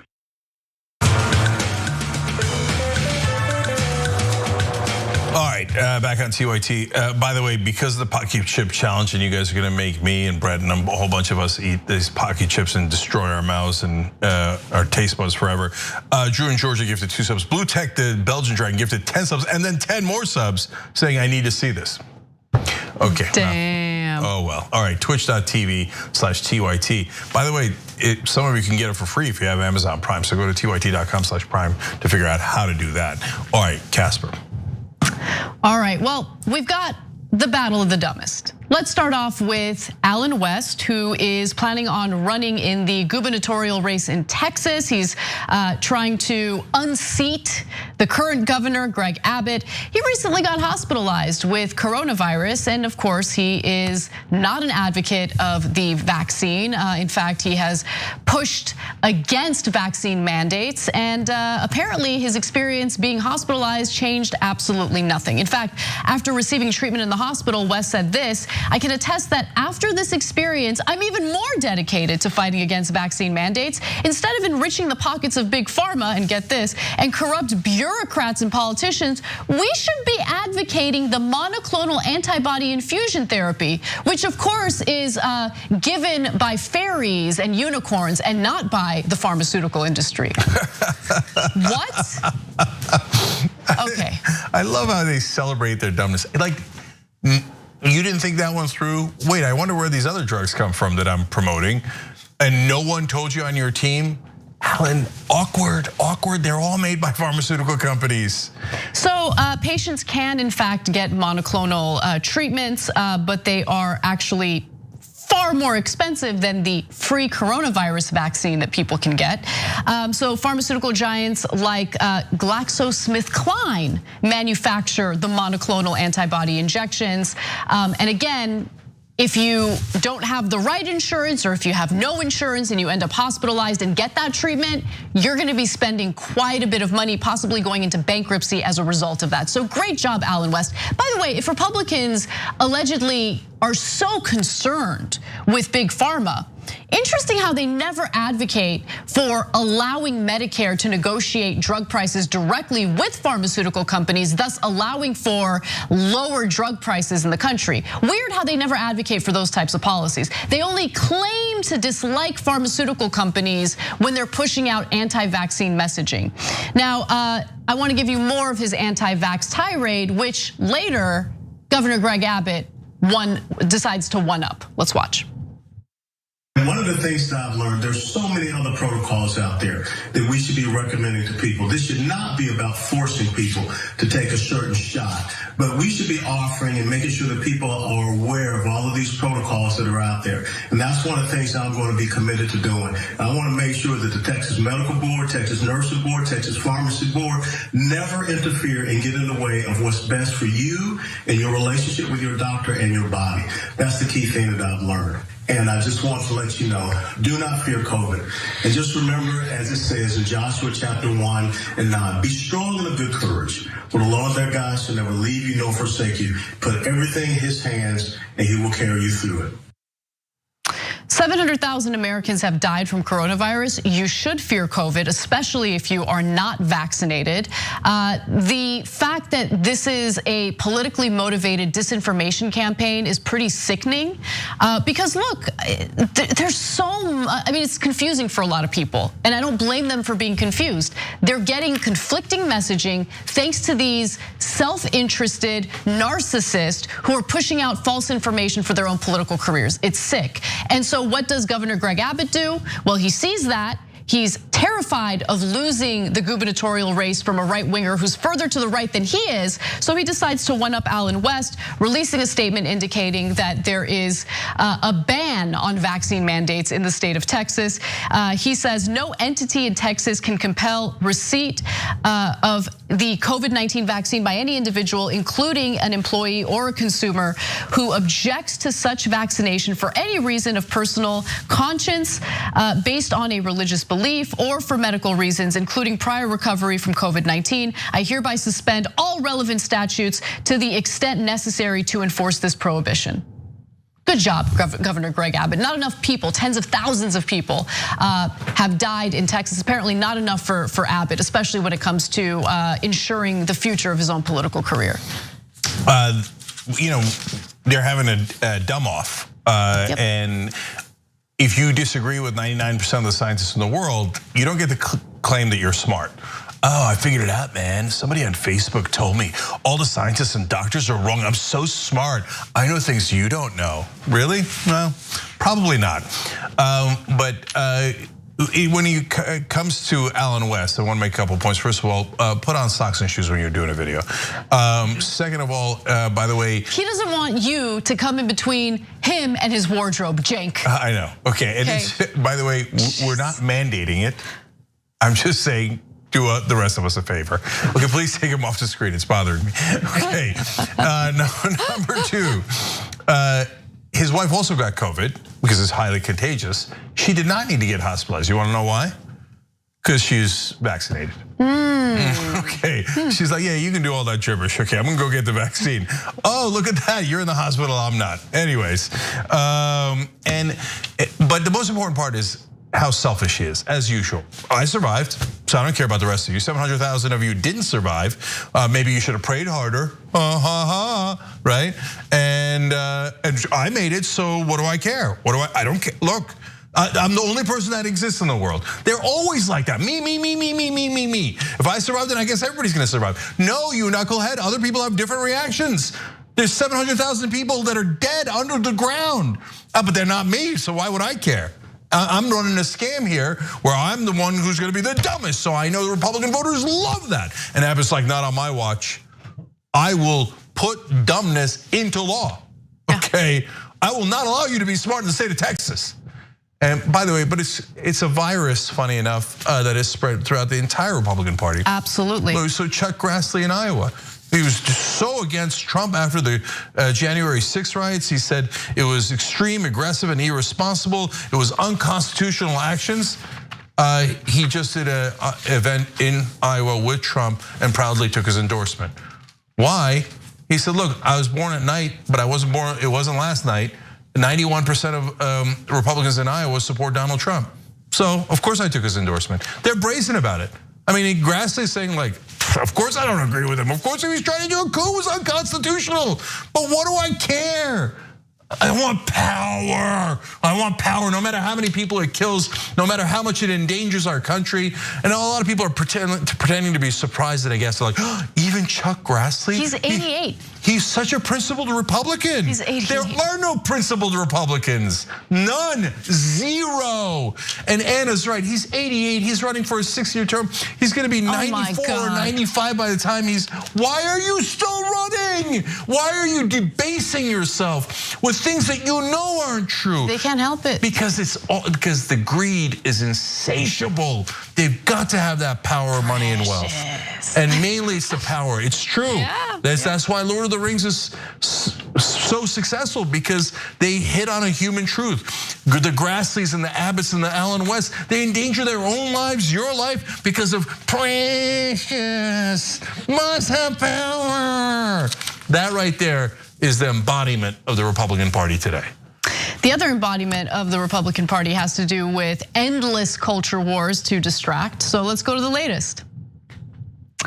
DC Comics' newest Superman, John Kent, Clark Kent's son, came out as bisexual in one of their most recent releases, and of course, conservatives are losing their minds about it.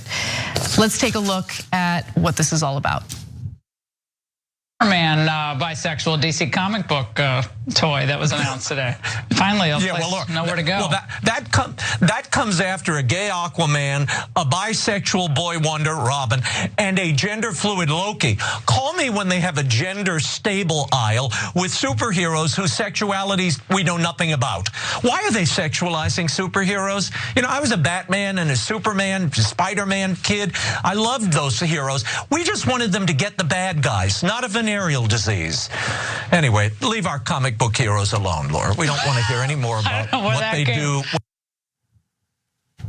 This is America. We sexualize everyone and everything, including DC comic characters, Marvel characters. Sexualizing is like as American as apple pie. Yeah, look, like guys, what? This is absurd. First of all, we don't need to know about their sexual proclivities, really. Well, we know Superman is dating Lois Lane. They kiss in the movies all the time. It's not like they hid it. So when they were kissing, you had no problem with it. By the way, it's not like this new Superman, which is funny enough, the son of the original Superman and Lois Lane, from a heterosexual relationship, came from somewhere, right? Was that sexual relationship okay to be part of the storyline? They never noted it. Funny enough, that was perfectly okay. And is the son who's now bisexual, is he having sex in the comics? Like, wow, secret. No, he did a kiss just like his father kissed Lois Lane. Exactly the same, right? But all of a sudden, they're sexualizing it. Can you believe this? These bisexuals are kissing now in the comics. You remember Spider-Man where he's hanging upside down, the famous kiss, and then Kristen Dunst goes and kisses him in the alleyway. Of course, Iron Man is dating the lady who does Goop or whatever. I know who you're talking about. Yeah. Anyways, married the Coldplay guy. Gwyneth Paltrow. Thank you. So look, guys, they hate gay people. They do. That's a fact. I mean, here it is. It's a perfectly normal couple. For us, as normal Americans, we think everybody should be equal. So they say, no, you should not have same-sex marriage. You shouldn't even have same-sex relationships ever publicized in any way, shape, or form. Why? Because they think gay people are not equal to straight people. You know why? They're deeply un-American. They're also the same people who lose it over criticism of Dave Chappelle's latest special, right? Which I haven't watched yet. But they'll argue that the left just wants to censor everybody while simultaneously wanting to censor content that they don't like. I mean, you see this kind of behavior on both sides, and I'm really bored by it, to be honest. I really am. It's driving me nuts at this point, right? Look, you wanna know why DC Comics decided to do this? Because there's a market for it. This is capitalism. Okay, they're not gonna do it because they're suspecting that they'll take a hit in revenue with this content. They're doing it because they suspect it will bode well in terms of their numbers, right? So you say, let the markets decide. The markets have decided, they like it. So if conservatives don't like it, well, what are you gonna do? You're gonna start regulating, these companies, content creators, because you don't like bisexual content, you don't like gay content, you don't like trans content. It's stupid. All of this is stupid, all of it. Yeah, what are you gonna do? Seize their private property? You sound like communists. But Anna's right. So of course they're doing it for money. In fact, the guy who drew the comic book said that he had asked for permission to do it many times before, and they had said no. The executives, the ones that look at the dollars and cents, had said no. Bingo. Yeah. Now the businessmen said yes. Why? Because younger people buy comic books, and younger people are overwhelmingly progressive. Same exact decision Nike made.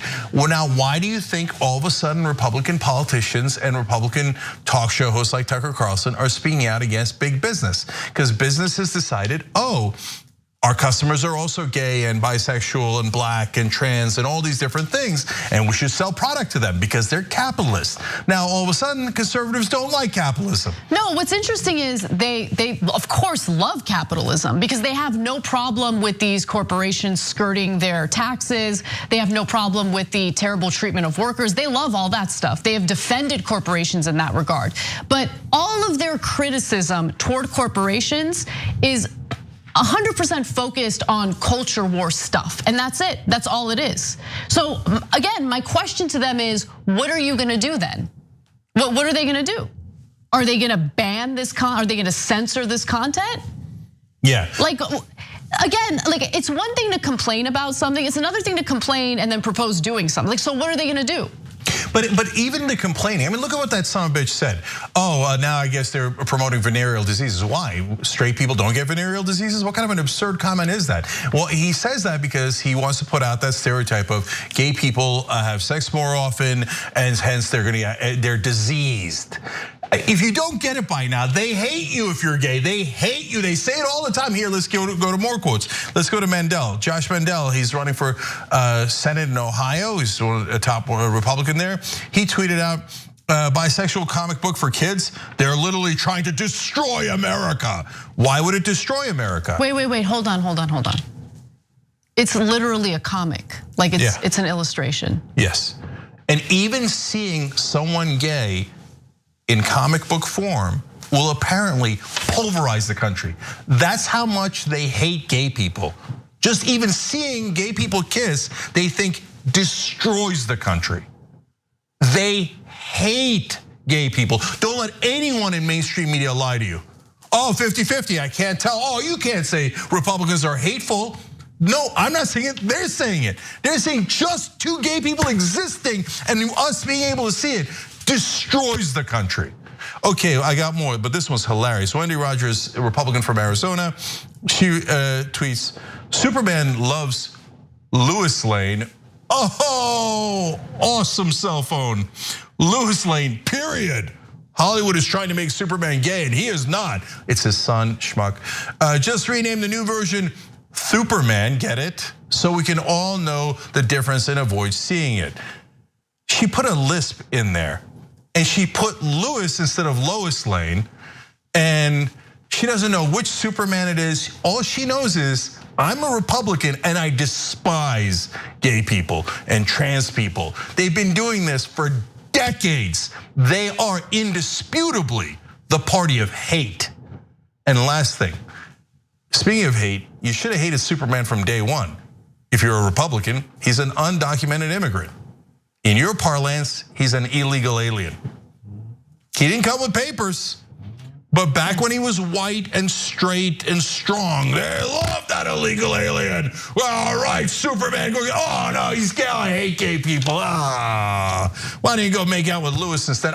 Damn it, I meant Lois. That's who the Republican Party is.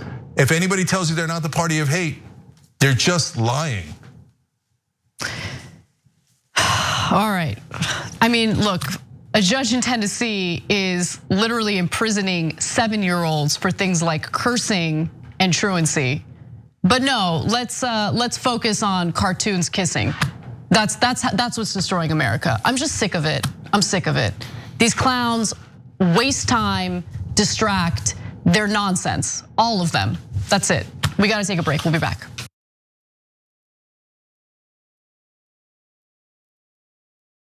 Well, the Young Turks, the Friday show is gonna be awesome. We're gonna help us over here. Drop it. We became the first ever daily online web television show. No, the Constitution is the very core of America. The fact that we don't spy on American citizens, that we get a warrant, that we go to a judge, that we have a procedure, that we have due process, that is America. On top of that, they go, why don't they just stay at their own schools? You gotta realize something. These schools suck. They want people to pull themselves up by their bootstraps. You ain't got no straps, you ain't got no boots. He lit these fires in trash bins all around town out of frustration. 99th most viewed channel today on YouTube. The Shorties Award. Best web host. We passed 1 billion views. Voice Award winner, news and information channel, The Young Turks. Oh, another Webby. The Young Turks. Can I curse? Yeah! For those of you watching on live stream, yes, we have adopted a pet iguana that showed up at our door. Haunted version in the dark with our silhouettes. Now let's get to the best line of the debate. And it was definitely the one against Fox. I told you we were coming. I mean, you talk about it when it becomes a problem. Our lack of gun control is a problem. Nonsense BS story is hurting that cause, and they need to wake up and recognize that they are being had by these people. Biggest gang in America. Question is, how do we make sure that we blame the person who is dead? What kind of democracy is that? We should never forget that the most powerful people in the world exploited the greatest tragedy in American history to go to war in a country that had a lot of oil. Rolling thunder. That's what this show is.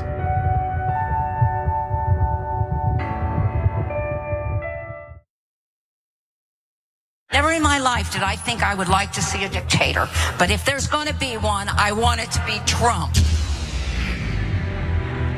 Tick-tock, tick-tock. Where's the line? We've crossed every line you can imagine. We are a socialist country. It's socialism for the rich. Tick-tock, tick-tock. You don't have to know the truth, just believe what they tell you. There is no bounds to their monstrous hypocrisy. Tick-tock. I think we're gonna win the Senate in 2020. And I think we're gonna have the House, and I think we're gonna have the presidency. Tick-tock. And in 2020, we're going to clean your clock, and we're gonna run you out of town, and we're gonna have an actual democracy in this country. November of 2020 could also be potentially the greatest day of our lives. Let us whisper of a dream.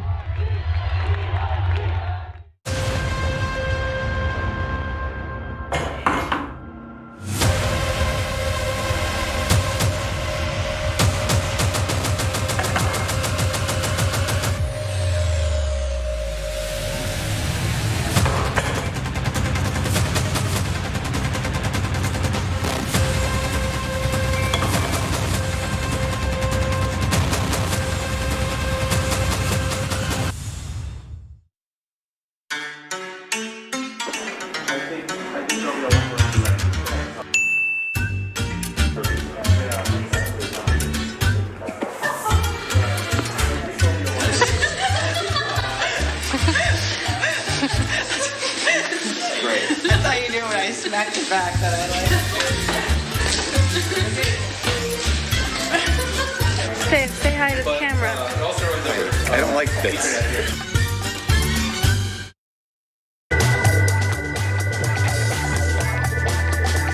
All right, back on TYT Jenkinana with you guys, and you guys are going nuts on the subs on Twitch. St. Galleon just gifted 20 subs. They're trying to make me eat disastrous things, so we got a challenge going on Twitch. All right, Casper. John Gruden is no longer the Raiders coach after emails revealed that he made homophobic, racist, and sexist remarks. Now, in a statement, Gruden said the following: "I love the Raiders and do not want to be a distraction. Thank you to all the players, coaches, staff, and fans of Raider Nation. I'm sorry, I never meant to hurt anyone." Now, the tone of the emails in question certainly seemed like he meant to hurt people, or at least had some pretty awful views of various people. Now, the resignation letter came almost immediately after the New York Times had reported on email exchanges between Gruden and Bruce Allen, while Allen was the president of the Redskins, which of course now is known as the Washington Football Team. They're expected to debut their new name next year. But nonetheless, Gruden's departure from the team comes as other outlets have also reported various details about what he had said in these exchanges, email exchanges between 2011 and 2018. In the Times report, for instance, Gruden also reportedly said that Roger Goodell should not have encouraged Jeff Fisher, who was then coaching the Rams, to draft queers, which was a reference to Michael Sam, a gay player the team added in 2014. Gruden also called for the firing of Eric Reed, who knelt during the playing of the national anthem. By the way, he also referred to Goodell with an anti-gay slur, the F word. You can obviously figure out what that is. Gruden also exchanged emails with Allen and other men that contained photos of women who were only wearing bikini bottoms, according to the Times. One of the photos featured an email reportedly showing 2 Washington football team cheerleaders topless. So this was all going on. I've got more details about the emails and more, but he has decided to step down. My guess is he was probably going to be forced to resign, so he stepped down, claiming that he didn't want to be a distraction. Yeah, so in the beginning there was just one email JR and I talked about on the show last night, and it was about the Player Association leads lips, and it was a racist stereotype and trope. And at the time I said that they should have a conversation on TV about it, including Gruden, because this is what I say almost every time. Rather than just firing him and having everybody get mad, let's talk it through and see why that's a racist trope, especially if he didn't know it. And I said, well, I don't know who Gruden is. I have no idea if he's a guy who normally thinks this or was an aberration, and he really meant that the guy was lying. It was his defense. And if he didn't mean it, that conversation they have on air would help to educate him and educate other people who don't know about it. And I've suggested that 100 times with Megyn Kelly, et cetera, right? Now you see all the emails. No, that he definitely meant it. Context is everything. So he wasn't joking. It wasn't among friends who were gay or black, et cetera. It wasn't like inside the family. No, it was a bunch of white right-wingers who were in positions of power. At the time, Gruden was on ESPN, but he's joking with the, I think it was the general manager of the Washington football team, okay, who's another deeply Republican right-winger. And they're all talking about how gay people are terrible, they shouldn't be allowed in the NFL. Women are terrible, they shouldn't be allowed to be referees. Look, if people like to focus on the things that they think are easiest to defend. Oh, they're passing around naked pictures, that's not our business. Okay, if it was just rando naked pictures, okay, I guess. And that's where context matters. And by the way, people on the left might be mad at me for saying that, right? But it wasn't random people. It was people who worked for Bruce Allen. They worked for the Washington football team. They were cheerleaders there. Right. This guy's passing around his employees' pictures. And Gruden's like, oh yeah, way to go. Way to look at your employees naked, right? And right now, the only openly gay player is on the Raiders. And Gruden in the email says you shouldn't draft queers. It's no way. And then Eric Reed, all these people that don't know anything about football say, oh yeah, Colin Kaepernick, he wasn't banned from the league because he was protesting police abuse. He wouldn't have made the league anyway. You guys don't know a damn thing about football. We had quarterbacks throwing 5 interceptions and a half. Colin Kaepernick ran for 181 yards in a legendary game in the playoffs, brought him to the Super Bowl. Anyway, I'm not having that conversation. But Eric Reed is also an indisputably great player. And in the emails, Gruden says he should be fired for kneeling. So he's so deeply racist that he says even great players, if they dare protest the police killing unarmed black men, they should be immediately fired from the league. Nah, he's a terrible guy, terrible guy. And of course, what's conservative reaction? Almost every conservative online, Don Jr., everyone on Newsmax, OAN, they're like, poor John Gruden. He was just being racist and sexist and homophobic like the rest of us. Oh my God, I can't believe they canceled him. How are black players supposed to work with him? How is the gay player supposed to work with him when they know he hates them? That's insane, it's insane, you guys don't get it. So of course, I'll summarize with Charlie Kirk. He says, the real reason they had to get rid of John Gruden is because he's a white Catholic conservative male who speaks out. Except he didn't speak out. That's exactly right, Anna.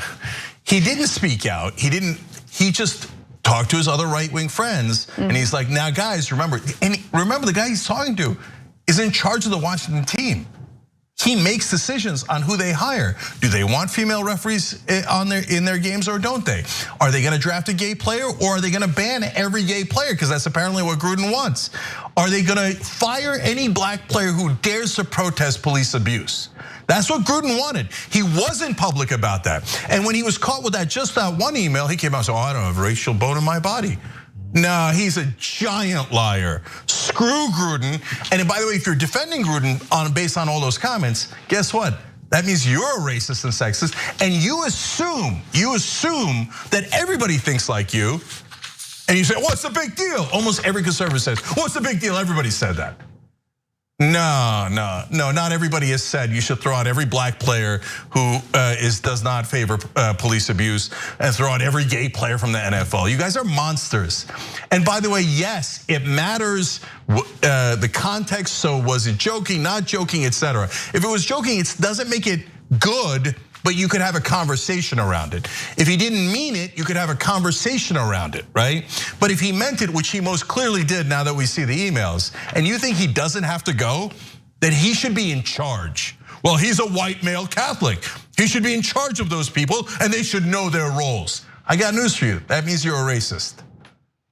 All right, let's move on to Tucker Carlson getting bent out of shape over the fact that he keeps getting called out regarding Fox News and its vaccine mandate.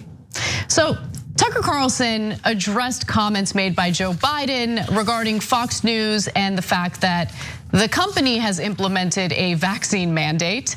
Now, apparently Tucker Carlson doesn't like being called out on that, especially as someone who promotes anti-vaccination narratives. So let's hear him both lie to his audience, but also do so in a very hurt way. You can tell he's very triggered by the statement that Joe Biden made. Let's watch.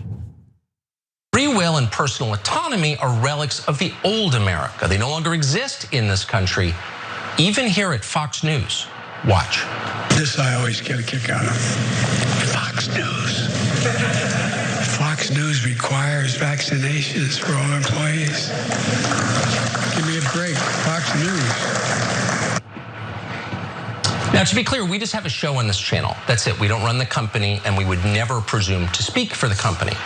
But as a factual matter, what Joe Biden just said is completely untrue. It is a lie, period. We can say that with authority since we work here.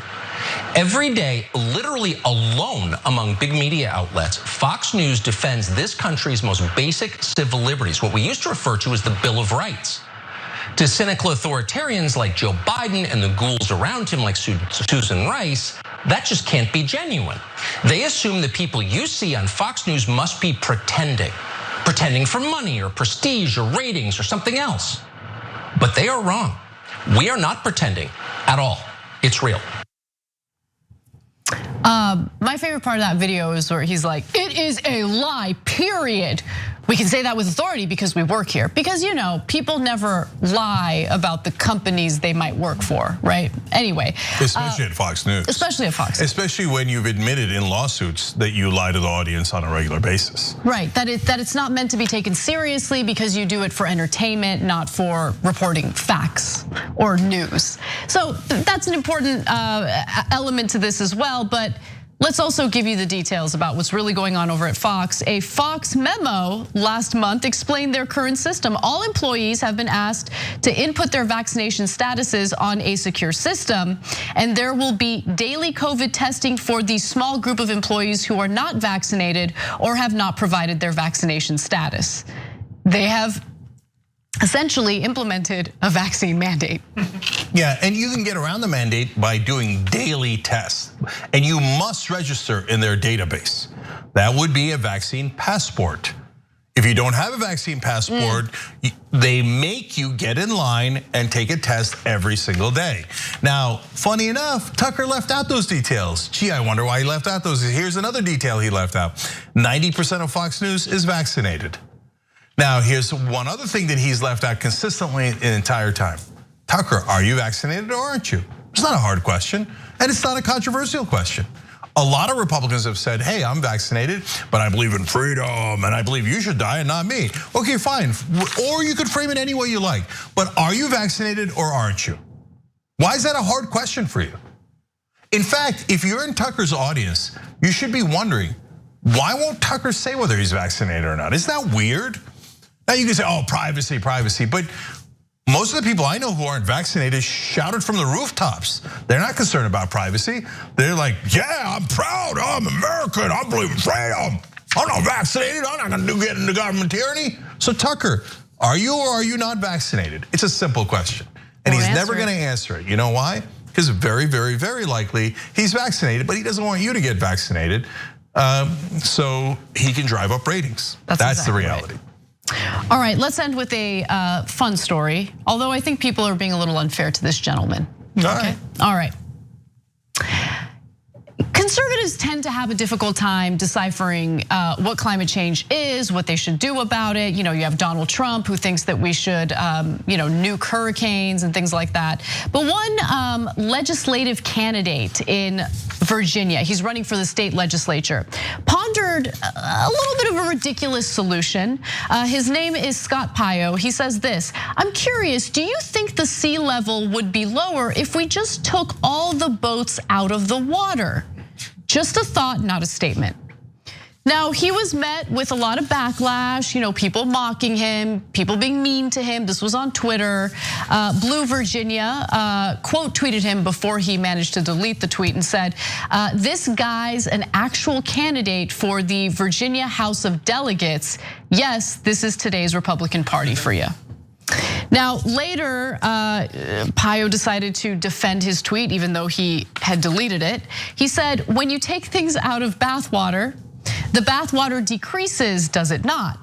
Got a lot of hate from your group for asking a question about taking things out of the water. Curious when you stop believing in pure physics. I guess you don't believe in science experiments? Okay.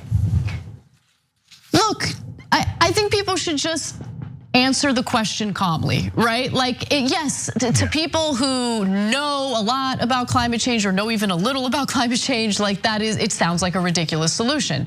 But I think the nature of social media, especially Twitter, ends up making people double down on stupid preconceived notions, because it's human nature to have that reaction when people are mocking you or yelling at you, or you know what I'm saying? 100%. So just answer the question, it's okay. Okay, he doesn't seem like a bad, he might be a bad guy in other aspects, but in regard to this, he must have been like laying in the bathtub, took the rubber ducky out and was like, whoa, the water's a lot lower now.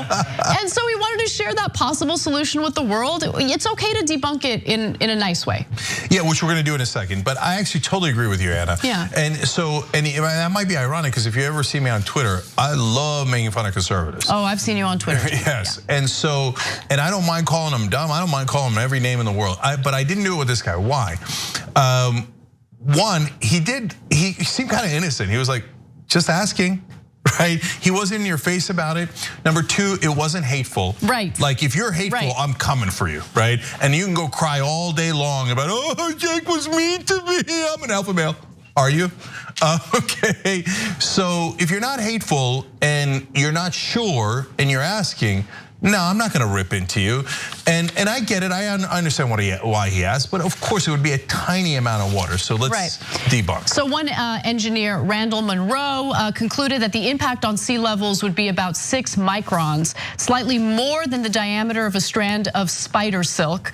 But you don't have to worry about the 6 micron sea level drop, Monroe wrote. The oceans are currently rising at about 3.3 milliliters per year due to global warming. At that rate, if you removed every ship from the ocean, the water would be back up to its original average level in 16 hours. So that was that's a good response. Just respond with that, okay? Yeah. So he didn't know the 6 microns. He didn't, okay, it's not the end of the world, right? But that debunking, by the way, but from an actual scientist, shows you, oh my God, climate change is going so rapidly, and we should all be concerned about it. Well, the super last thing, the people who would be most against his proposal, by the way, would be Republican donors. Betsy DeVos and her 10 yachts. She'd be like, take the yachts out of the water, are you crazy? And of course, Joe Manchin would be like, no, not my Manchin yacht. Okay, all right, we gotta go. Amazing bonus episode for the members, and you hit join by below, we'll see you there. Go.